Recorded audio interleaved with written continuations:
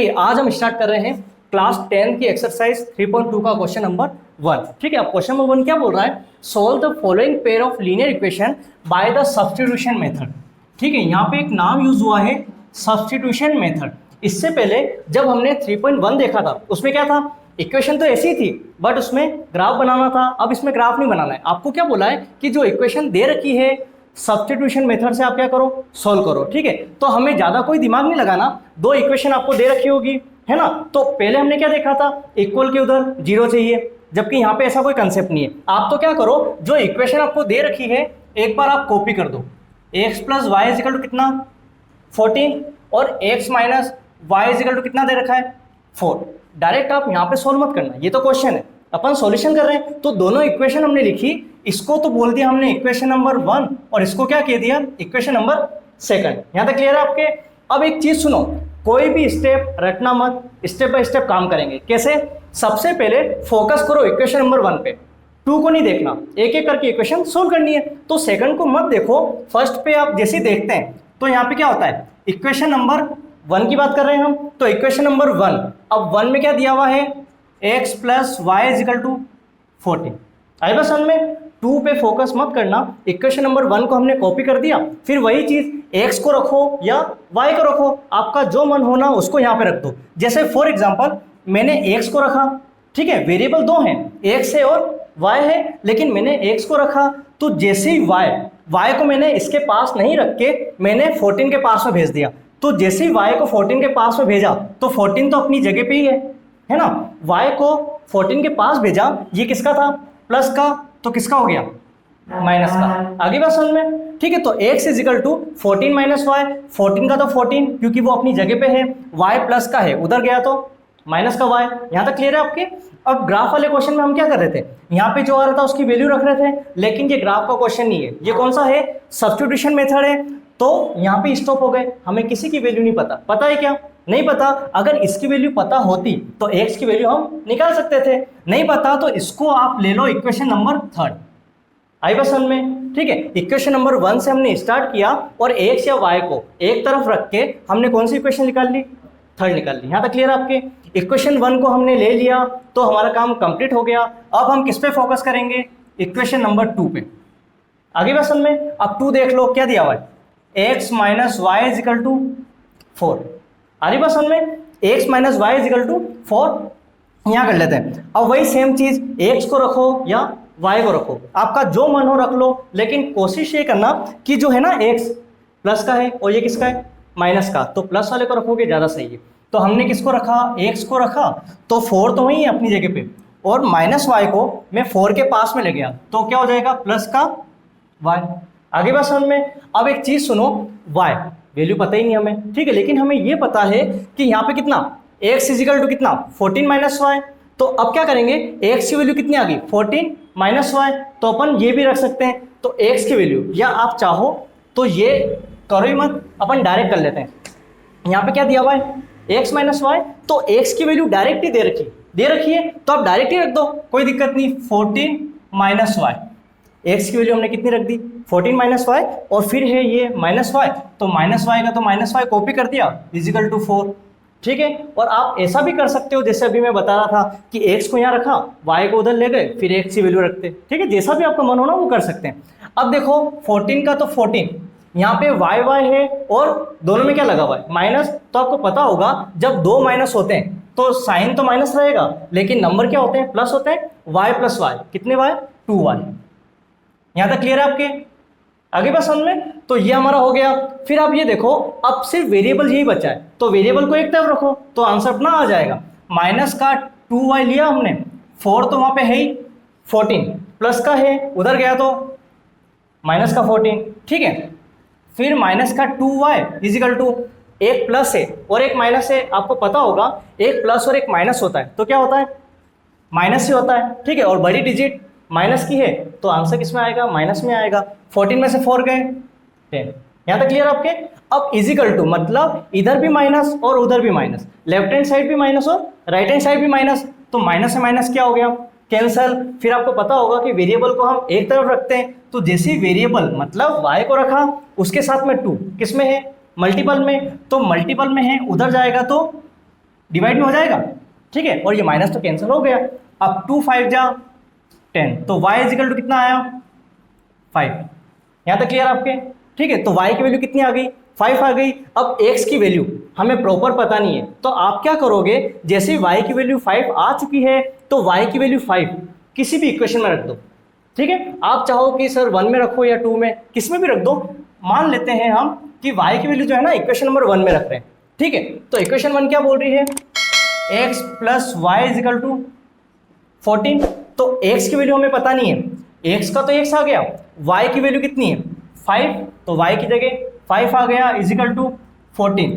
तो x is equal to 14 तो वही है, 5 प्लस का उधर गया तो माइनस का 5, तो x इजिकल टू कितना हो जाएगा 14 में से 5 आप लेस कर दो, कितना हुआ 9 आया समझ में, ठीक है। तो x की वैल्यू कितनी आ गई 9 आ गई। जैसे ही हमारे x की वैल्यू आ जाती है और y की वैल्यू आ जाती है, तो आप यहाँ पे क्या करना कि यहाँ पे आप मेंशन कर देना x इजिकल टू हमारे पास आया है 9 और y इजिकल टू हमारे पास आया है 5।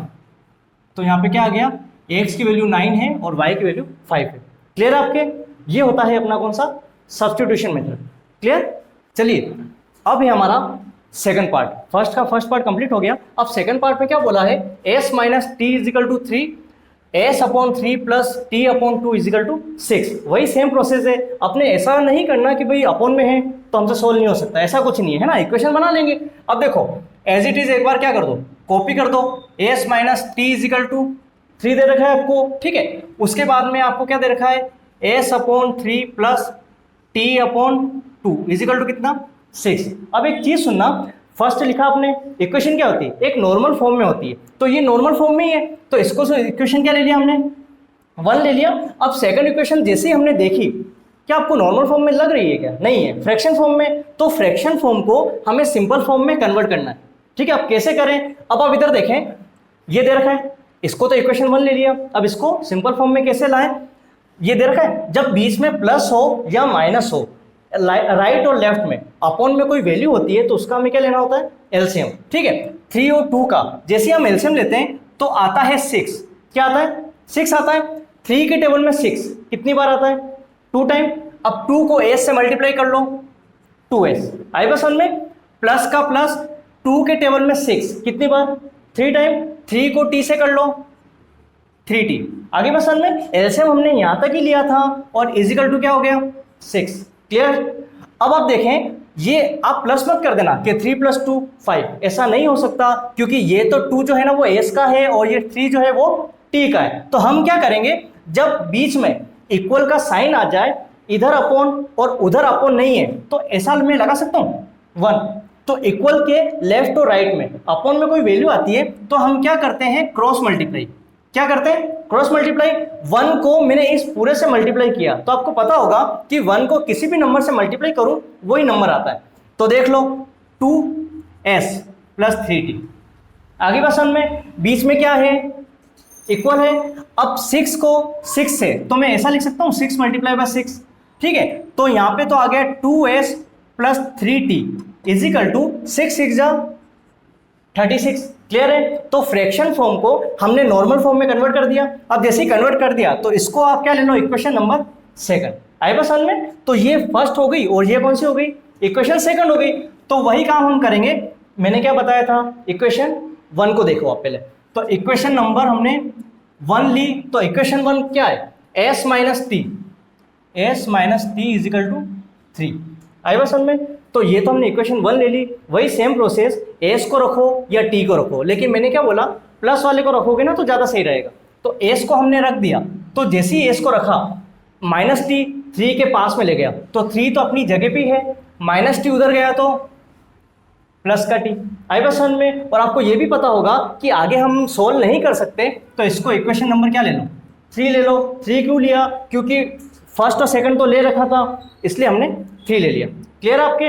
अब देखो 1 का काम कंप्लीट हुआ, अब अपन लेते हैं इक्वेशन नंबर 2। क्लियर है पे। अब इक्वेशन 2 क्या दे रखी है देख लो, 2s plus 3t is equal to 36। यहाँ तक क्लियर है आपके? इक्वेशन नंबर 2 हमने कॉपी की। अब आप चाहो कि नहीं पहले तो मैं एस को अलग करके उधर रख के मैं वैल्यू रखूं, आप चाहो डायरेक्ट रख दो, है ना। तो यहाँ पे कितना है एस की वैल्यू, ये दिख रही है आपको, तो डायरेक्ट ही रख दो।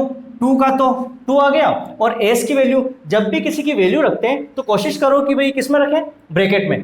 कितनी आ रही है एस की वैल्यू, 3 + t।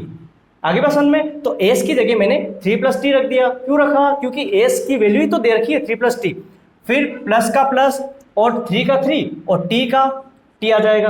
आई बात समझ में? = 36, ठीक है। और आपको पता होगा बोर्डमास रूल में होता क्या है, पहले ब्रैकेट सोल्व होता है। तो देख लो 3 को 2 से करो 6 प्लस, और ये भी प्लस का तो प्लस ही रहेगा। 2 को t से करो 2t।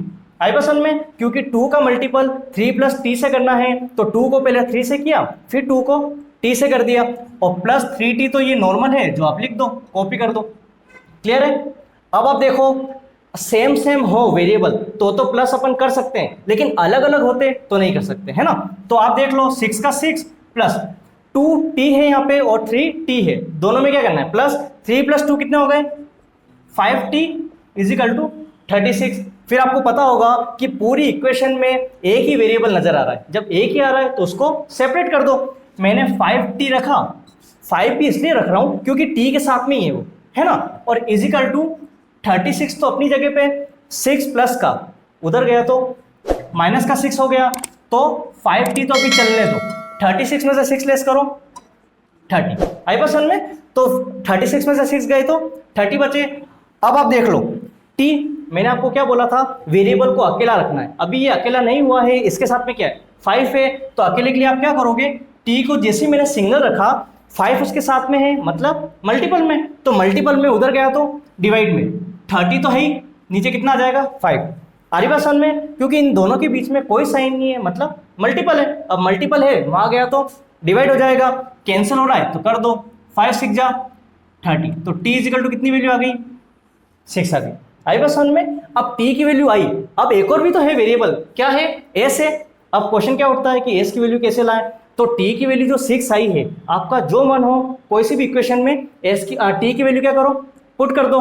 तो मैंने जो भी इजी लगे ना, इक्वेशन नंबर अपन 1 में रख देते हैं। क्या दे रखी है s - t = 3।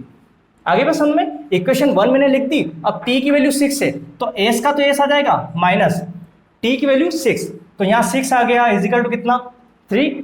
s को मैंने क्या किया सिंगल रखा, -6 को वहां ले गया तो 3, और ये प्लस का 6 हो गया।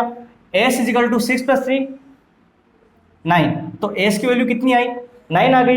अब जैसे ही 9 आ गई देख लो 3 था 6 वहां गया, प्लस का 6 + 3 9, तो s की 9 आ गई। अब लास्ट में आप क्या करो लिख दो कि s की वैल्यू तो 9 है और t की वैल्यू कितनी है 6 है, तो ये हमारा क्या हो गया आंसर। क्लियर है आपके?